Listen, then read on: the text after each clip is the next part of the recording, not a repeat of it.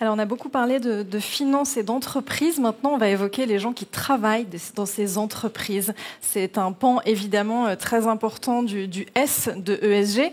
Alors, assez classiquement, on a beaucoup entendu parler de l'équilibre entre la vie professionnelle et la vie personnelle depuis le Covid. Maintenant, comment est-ce qu'on dépasse ceci et quels sont vraiment les grands enjeux sociaux et sociétaux dans l'entreprise? Eh bien, pour en discuter, on est ravis d'accueillir en cette fin d'après-midi Cécile Renard-Lafont. Vous êtes partenaire RSE Factory chez Talent. Talent, c'est une société de conseil en innovation et transformation. Bonjour. Bonjour. Et Gilles Van de Caveille, vous êtes directeur général de l'ICAM. Alors l'ICAM, c'est l'Institut catholique des arts et métiers, donc c'est une école d'ingénieurs. Oui, exactement. Bonjour. Bonjour. Alors, la qualité de vie au travail, la QVT, donc c'est un peu la thématique qui est inscrite sur le panneau derrière. Néanmoins, on n'est pas là pour parler équilibre vie pro, vie perso, comme on le disait, mais plutôt grands enjeux. Donc, d'après vous, les grands enjeux du monde du travail de demain, de l'épanouissement dans le travail de demain, ou en tout cas du bien-être et du bien-vivre dans son travail, qu'est-ce que ce sera ? Alors, je pense qu'il y a effectivement la QVT. Quand on pense QVT, souvent il y a un peu le truc du baby-foot, la salle de sport, etc. Je pense qu'effectivement, on a largement dépassé ça. On sait que face aux conséquences du changement climatique, il y a un enjeu très fort de santé et de sécurité au travail. C'est particulièrement vrai pour certains secteurs d'activité, notamment le secteur du bâtiment et des travaux publics, enfin tous les métiers qui nécessitent de travailler en extérieur. Hein. Oui, on va vers un monde à plus 4 degrés, nous disait tout à l'heure Eva Sadoun, si on ne change pas. En France, oui, c'est ce qu'on attend. Plus 4 degrés. Donc, plus 4 degrés, c'est en moyenne. Ouais. C'est des vagues de chaleur plus intenses, plus fréquentes. Donc, comment vous continuez à assurer votre travail en extérieur dans des conditions supportables et qui ne mettent pas en danger votre vie, quoi, hein, tout simplement. Il y a le Conseil économique, social et environnemental là, qui a fait une consultation il y a très peu de temps auprès des représentants du personnel et des dirigeants, et 70% d'entre eux estimaient qu'effectivement le dérèglement climatique allait avoir des conséquences significatives sur la santé au travail. Et ont émis 17 recommandations à la suite de cette consultation. Je pense qu'un des enjeux aujourd'hui pour les entreprises, c'est de s'emparer de ce sujet-là, de ne pas attendre, comme c'est trop souvent le cas, d'être face au mur pour se dire comment on fait, et d'anticiper ça dans un dialogue social pour adapter les horaires, adapter les conditions de travail. Sinon, ça va accentuer de fait la précarité au travail. La précarité, les inégalités. Exactement. Alors, on sait que donc cette transition climatique, elle va demander des adaptations aussi aux entreprises en termes d'activité notamment. Oui. Donc, on est là pour parler emploi. Oui. Qu'est-ce qu'il faudra pour réussir à travailler dans cette économie en transition? Quel type de compétences, vous qui avez un peu un regard d'observation sur ces métiers? Alors, si j'avais réponse à ça, je pense que ce serait formidable. Quel métier de refaire mes enfants demain, s'il vous plaît? On en discutait tout à l'heure. Exactement, on en discutait. Alors, c'est vrai qu'il y a un vrai sujet au niveau de quelles compétences on va avoir demain. Tout ça, ça nécessite de faire pas mal de prospective. Heureusement, il y a des gens qui ont travaillé là-dessus. On peut citer notamment le Shift Project qui a sorti le plan de transformation de l'économie française, qui a revu secteur d'activité par secteur d'activité quels allaient être les emplois qui allaient probablement disparaître, ou en tout cas qui allaient nécessiter une reconversion forte, et puis quels allaient être les emplois à créer ou à remettre au goût du jour. Alors je sais que ça va pas forcément faire rêver, mais tout ça c'est une façon aussi de présenter les choses. C'est qu'on va avoir probablement besoin de plus de gens agriculteurs, hein, qui vont travailler pour une agriculture plus responsable, etc. Donc ça c'est difficile dans un monde en transition. Difficile parce que ça fait pas rêver. Et les donc voilà. Ouais. Donc ça c'est on va avoir besoin de gens plus pour réparer. Il y a la loi AGEC qui est sortie il y a quelques temps et qui petit à petit se met en application avec notamment l'indice de réparabilité. Qui dit indice de réparabilité dit maintenant maintenance, réparation et donc des métiers beaucoup plus manuels. Et puis j'ai envie de dire aussi dans les entreprises, pour se saisir de ce sujet-là, au-delà de nouveaux métiers ou de métiers à transformer, il y a des nouvelles compétences à acquérir. Quand vous êtes directeur financier, vous savez que vous allez devoir aborder la performance de façon beaucoup plus globale que vous ne l'abordiez aujourd'hui avec la performance extra-financière. Quand vous travaillez dans le marketing ou la communication, il va s'agir aussi d'avoir une façon de communiquer qui soit aussi plus durable et moins incitative, en tout cas voilà, qui soit plus responsable dans la façon de faire. Donc tous les métiers aussi vont devoir acquérir ces nouvelles compétences. Fort heureusement, maintenant, dans la plupart des programmes de formation des écoles de commerce et des écoles d'ingénieurs, on voit toutes ces notions ESG qui sont beaucoup plus intégrées. Pour autant, ça, c'est les jeunes générations qui sortent. Donc, il y a tous ceux qui sont sur le marché du travail aujourd'hui qu'il s'agit de former. Et ça veut dire aussi admettre que on ne sait pas tout, qu'il faut se remettre en question et qu'il y a de nouvelles choses et des nouvelles compétences à acquérir. Alors justement, l'école d'ingénieurs, la fameuse, elle est là. C'est un peu la voie assez traditionnelle en France. Voilà, on a l'école d'ingénieurs, on a l'école de commerce, bon, médecin et avocat. Voilà, on a fait le tour des belles professions, des beaux parcours. Quand on est ce type de voie assez traditionnelle, comment est-ce qu'on forme à ces métiers de demain ? Comment est-ce qu'on continue d'être innovant ? On se pose les mêmes questions que vous. Et on essaye de co-construire déjà avec les entreprises. Je pense qu'on parlait tout à l'heure du monde de l'entreprise. Il faut absolument faire ça en coopération avec l'institution, le gouvernement et les entités institutionnelles, le monde économique et puis le monde de l'éducation, parce qu'il faut préparer vos enfants, nos enfants, à ces transformations sans savoir exactement de quoi ils auront besoin. On peut prédire certaines choses, mais on a beaucoup moins de certitude qu'à une certaine époque. Et on ne va pas surfer sur des ressources en grande disposition. Donc en fait, on essaie plutôt de leur apporter la curiosité, de l'ouverture, de l'adaptabilité. Nous, à l'ICAM, on reste positionné sur un profil d'ingénieur généraliste. Donc on leur fait connaître un maximum de technologies, de compétences et d'expériences. On a mis maintenant des sciences du vivant dans la formation d'un ingénieur qui au départ était plutôt un ingénieur technicien. C'est la biologie, la science du vivant pour les vieux. C'est plein de choses. C'est comprendre le cycle de l'eau, comprendre la pollution, savoir comprendre le cycle du vivant. C'est 200 heures sur un parcours d'ingénieur aujourd'hui. On est parmi les premières écoles à le faire, mais effectivement, on va devoir s'occuper de ça. Mais il faut aussi essayer de plus former pour un métier, mais plutôt pour un contexte, un environnement qui est changeant, qui est incertain et qui va être très challengeant parce que toutes nos certitudes sont en train de tomber.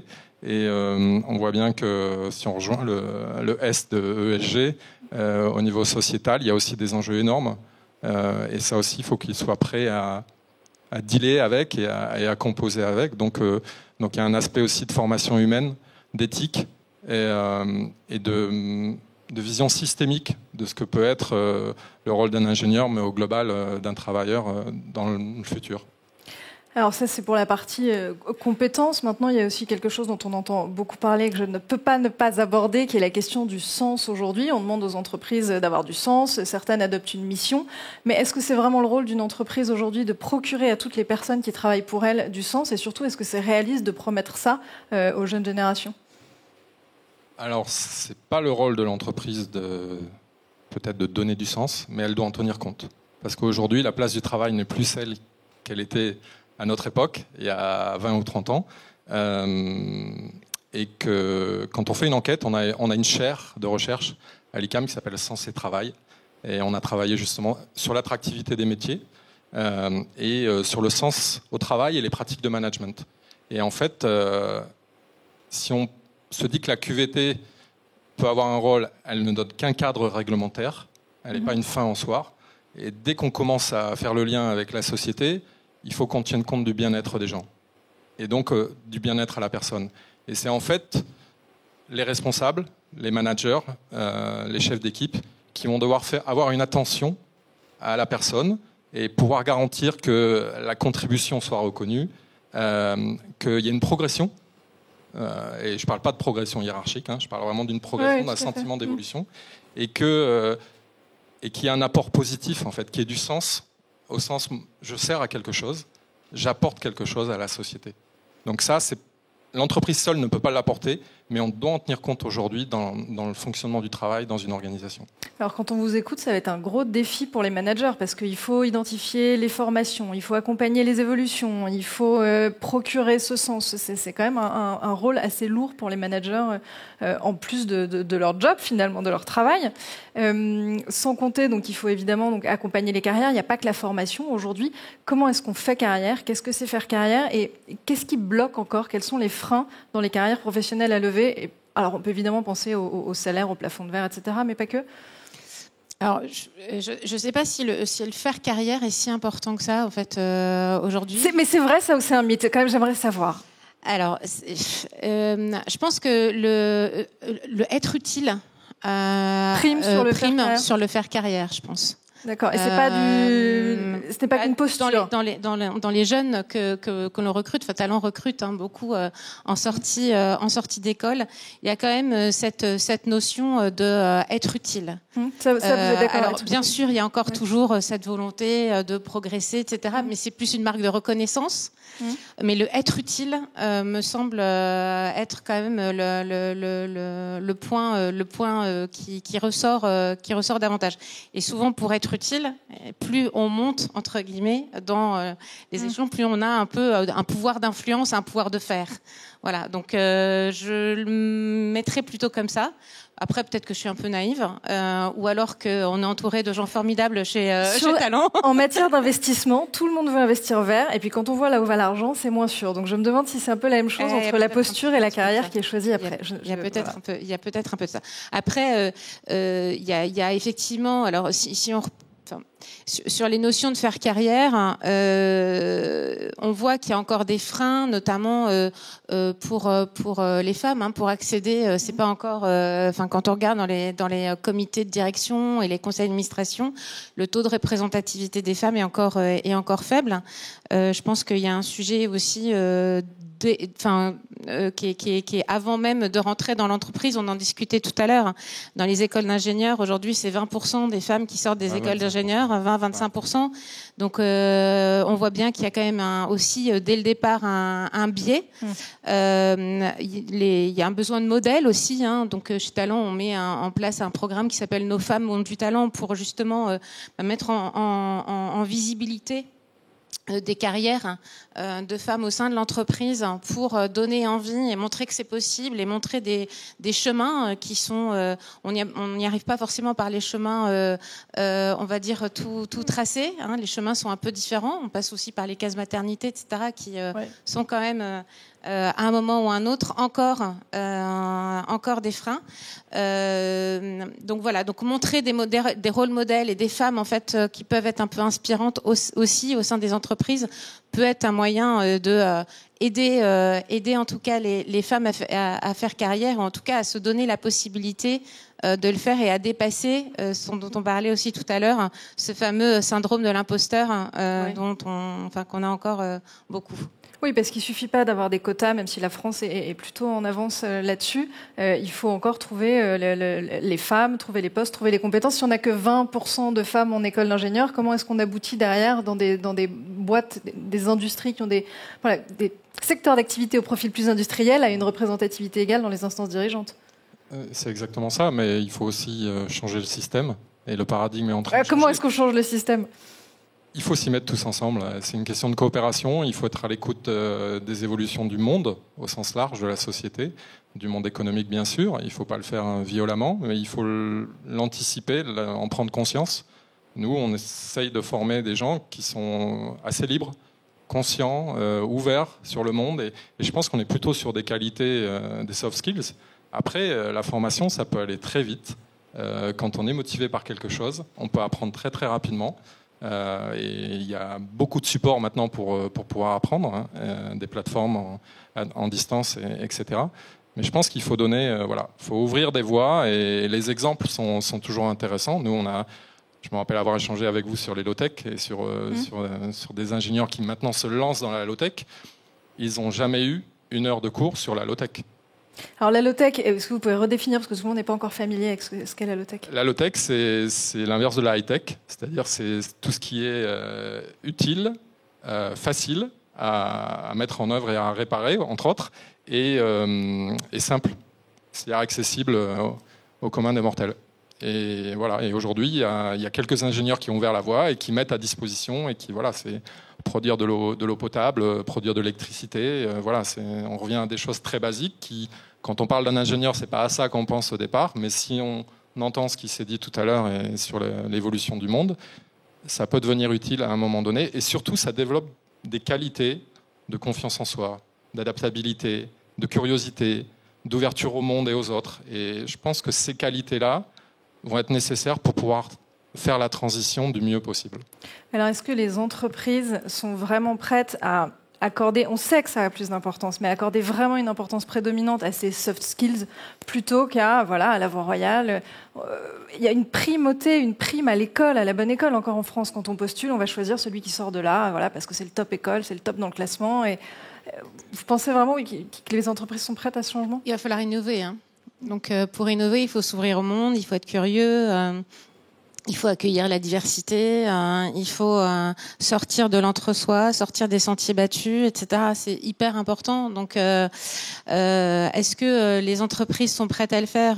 J'ai le sentiment qu'elles comprennent qu'elles vont être obligées de faire un pas de côté, un grand pas de côté, pour se regarder sous un prisme différent, parce qu'il ne va pas s'agir de faire moins mal ce qu'on faisait avant, il va falloir réfléchir à faire autrement.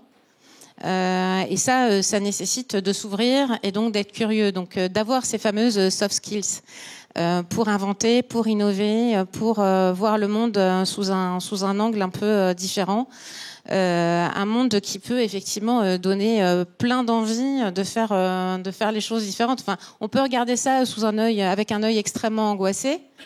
Et on peut regarder ça aussi avec un œil absolument enthousiaste, parce que c'est le moment de réinventer les choses. Je pense que c'est un bon mot de la fin. Réinventons avec enthousiasme et véhiculons un message plutôt optimiste pour les jeunes. Allons-y. Mais c'est sûr que moi, j'ai des entreprises qui me disent on n'innove plus assez parce qu'en fait, les ingénieurs se ressemblent tous. Ah, ça c'est intéressant, oui, parce que c'est... Ben, voilà. Et qu'est-ce que vous leur répondez? Je pense qu'il faut, comme pour les travailleurs, il faut avoir une attention à la personne et découvrir plutôt les talents de la personne. Et les faire progresser, et ce que je disais tout à l'heure, reconnaître la contribution très personnelle de la personne, mais ensuite il faut accompagner cette transition. Le problème des entreprises, c'est qu'on est dans un paradigme socio-économique qui est quand même un peu figé, et aujourd'hui la réglementation doit évoluer, l'accompagnement doit se faire dans l'éducation, auprès des entreprises, et donc voilà, c'est, comme on le disait tout à l'heure, c'est un tout est relié. Je crois que c'est Edgar Morin qui disait relier, relier, relier. Donc voilà, c'est un mouvement systémique qu'il faut accompagner. Mais en tout cas, la jeunesse nous pousse à le faire, elle a envie de le faire parce qu'elle veut retrouver du sens dans ce qu'elle pratique au quotidien. Mais un grand merci tous les deux pour vos regards. Merci. Merci à vous.